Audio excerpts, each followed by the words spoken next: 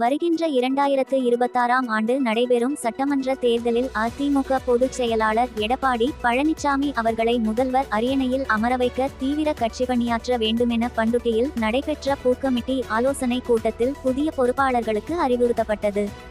கடலூர் மாவட்டம் பண்ருட்டியில் அதிமுக நகரக்கழக அலுவலகத்தில் நகரக்கழக செயலாளர் கவுன்சிலர் மோகன் ஏற்பாட்டின் பேரில் அதிமுக முன்னாள் அமைச்சர் வடக்கு மாவட்ட கழக செயலாளர் MC சம்பத் அவர்களின் தலைமையில் பூத் கமிட்டி ஆலோசனை கூட்டம் நடைபெற்றது. இதில் அதிமுக முன்னாள் அமைச்சர் கழக சிறுபான்மையினர் நலப்பிரிவு செயலாளர் அப்துல் ரஹீம் சிறப்பு அழைப்பாளராக கலந்து கொண்டு பூத் கமிட்டி பொறுப்பாளர்களிடம் ஆலோசனையில் ஈடுபட்டார். அப்போது அவர்களது பகுதிகளில் உள்ள ஆண் வாக்காளர்கள் பெண் வாக்காளர்கள் விவரங்கள் குறித்தும் அதிமுகவின் கோட்பாடுகள் குறித்தும் கேட்டறிந்தார்.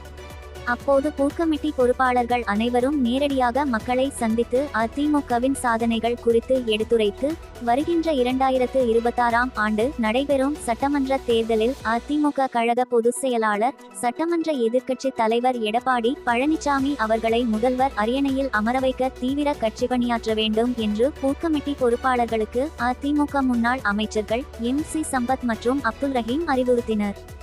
இதில் அதிமுக நகர மன்ற உறுப்பினர்கள் மாவட்ட நகர வார்டு பொறுப்பாளர்கள் ஏராளமானோர் கலந்து கொண்டனர்.